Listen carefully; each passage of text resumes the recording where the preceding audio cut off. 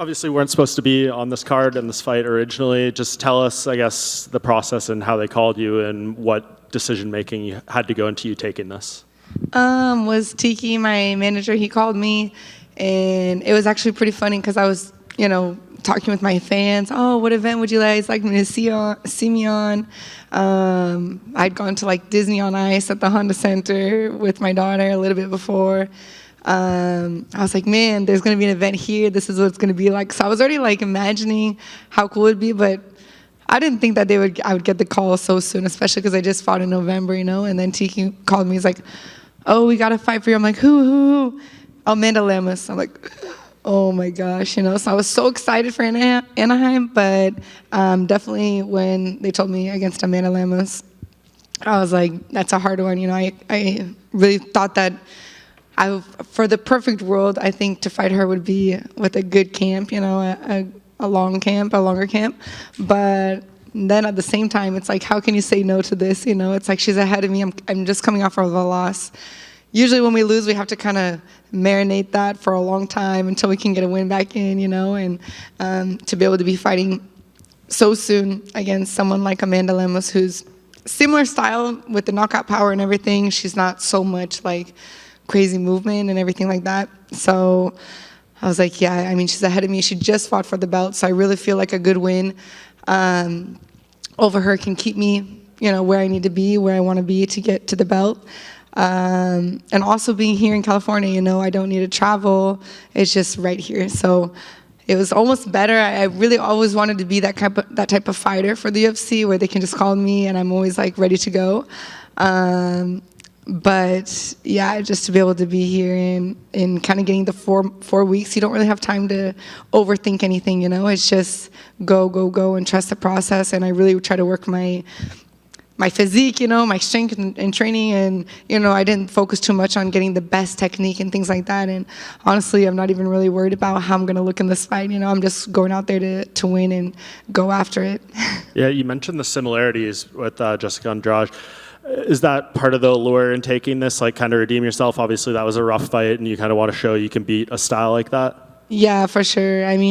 Definitely Amanda has a lot, she submitted. We fought kind of a lot of the same girls. But yeah, definitely the fact that it's not a totally different style, it was like, okay, all the mistakes are fresh in my mind, So I'm really like excited to be able to correct that and show that it's such a big cartoon, a pay-per-view, $298 with the best of the best basically here. Yeah, what were those mistakes? Like, why do you think that was such a rough night for you against Jessica? My two biggest lessons I took from that, I was trying to really show like, hey, I'm more involved, I know how to be strategic when I need to. I think going against Jessica, anyone who sees her, she tends to kind of come at you a lot, especially with her hooks, but she was coming with three losses where she was knocked out and submitted, all because she was kind of going forward. So we kind of wanted her to do that same thing. I knew that, she's so experienced, so she could come in this fight learning from her mistakes too and being more calm, which is what happened. Her corner the whole round was like, calm, yes, stay there, and I'm just trying to kind of just poke at her to get that opening so I could go for the takedown. But it's clear to me I kind of just need to be more like Khabib and just go forward. That's my style, and keep them on their back feet and just pressuring and have them, concerned about the takedown and just me getting close to them all the time. It's almost easier to close them off instead of, being in the strategic and giving too much opportunities for something to land, and that was one of the biggest things. And the second was just when I did land some shots, I got excited about it. And then I landed like a 1-2, and then I wanted to throw like a 3-4-5 instead of like, now's a good time to go for the takedown, which I think is just really sparring and experience and getting that quick reaction when you see the opportunity, and I get excited when I land it and I want to keep punching more. Yeah, and just last thing for me, the last few fights you've been very open about your personal life and all that stuff, which is appreciated, but maybe people questioned if that factored into your decision to take this fight, but hearing some of the other media you've done this week, it sounds like things are in a better place than they've been in a really long time. Can you just kind of talk about the difference between where you are now mentally and with your personal life compared to some of the recent fights? Yeah, totally. I even said in some of the interviews, like in these 4 weeks, I trained more than I was able to train in the 2 months I prepared for Jessica. So just because that page was turned, thankfully, financially, emotionally, physically, just everything I could, how much I could dedicate to my camp, even though it was a short amount of time. I'm so happy of where I'm at right now. And of course, wins or losses, that's why I never wanted to, anything I talked about with my personal life, I know everyone goes through problems in life, it's normal, for sure we don't want to go through it like, with tons of people watching you and stuff like that, but yeah, the page is turned totally at a better place in my life, and it's like, a win or loss is part of life. It could happen. I'm prepared for anything on Saturday, but I'm definitely way more prepared to be able to give my best, and that's for an athlete. That's all we can ask for, it's like to be able to go injury-free, stress-free, and, being able to be our best. That's why I think that's the best show for the fans and for sponsors and for everyone. Mackenzie, a little off topic, but the Roadhouse movie comes out next month, and it was shot, but it's supposed to take place at UFC 222, which some people maybe speculate because you and Sean O'Malley fought there. Can you tell us anything? Do you know if you're in the final cut of the film? I don't know anything. I don't know anything about it. But I was there when I watched him recording it. I was watching it live. I was like, I remember watching Jake Gyllenhaal. I don't know how to say his last. Gyllenhaal, yeah. Going. It was really cool. And yeah, I remember like, man, 222. That's so cool. So yeah, I'm excited to watch it.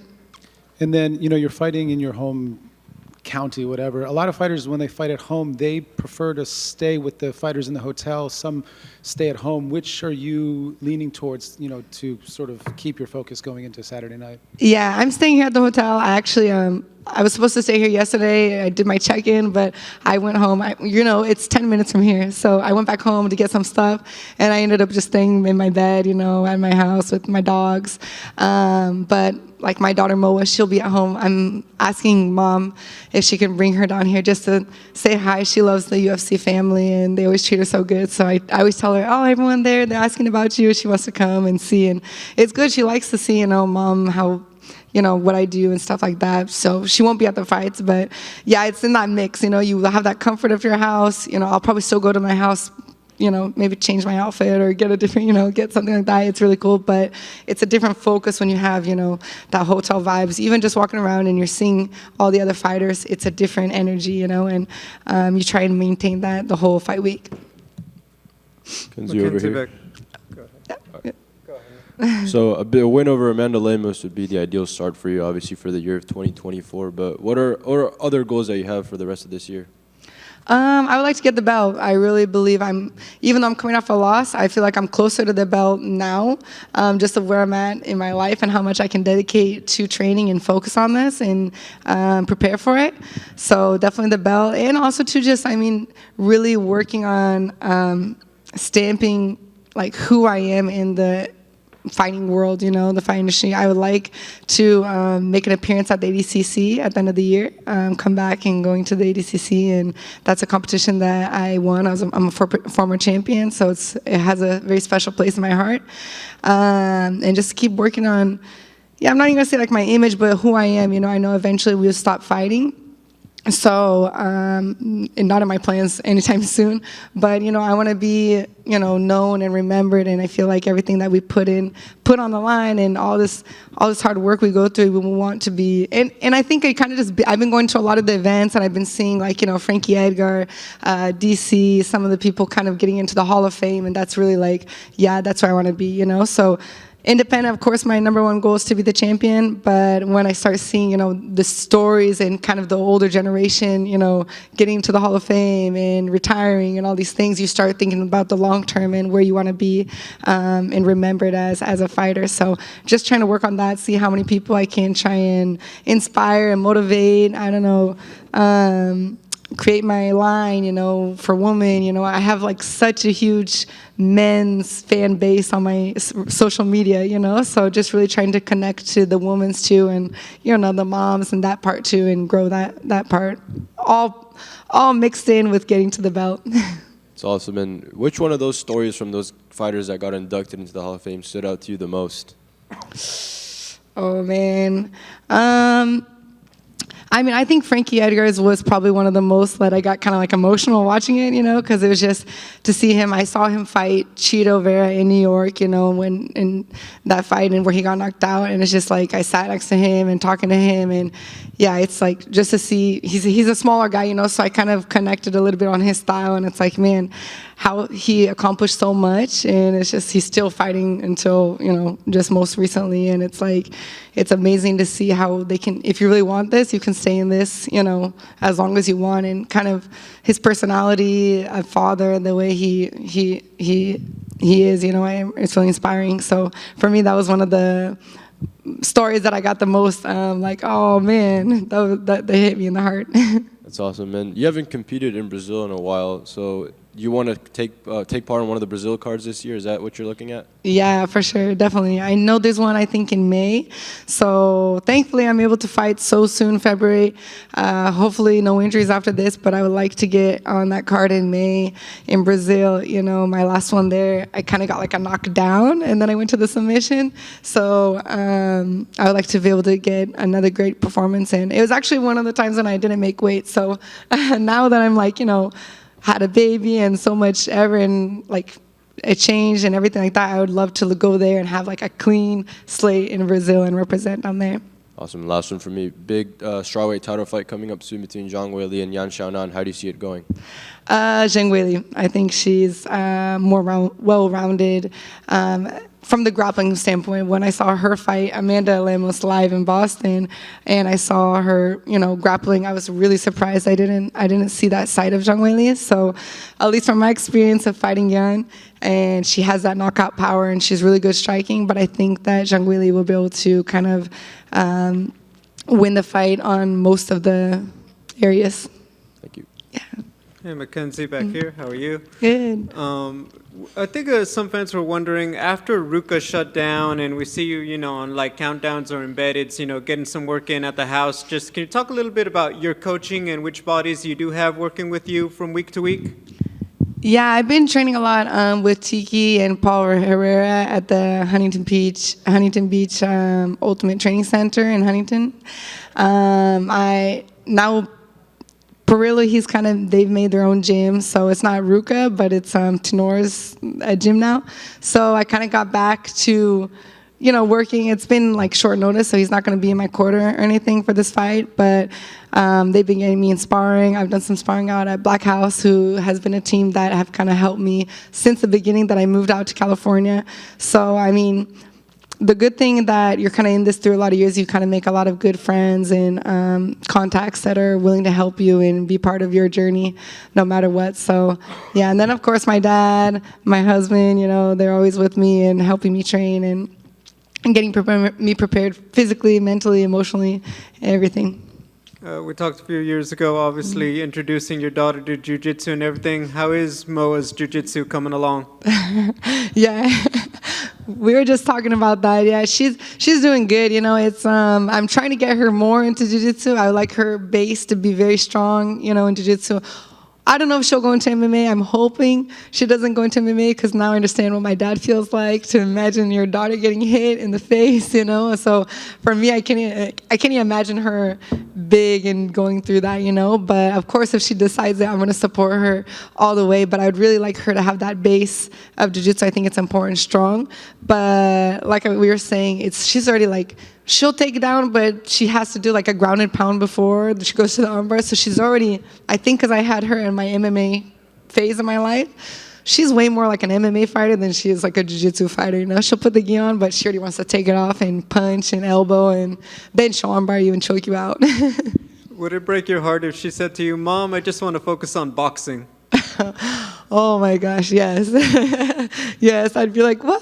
No. But no, I'll support her no matter what. I actually want Perillo to start teaching her boxing and everything like that. So she definitely is athletic, and it's really cool to see the future generations kind of like already learning MMA as a sport, you know, like as one, not coming from one certain background. And then final question, obviously you're busy with fight week stuff, but what is Mackenzie Dern's idea of the perfect Valentine's Day? Yeah, I mean, it's quality time with my husband.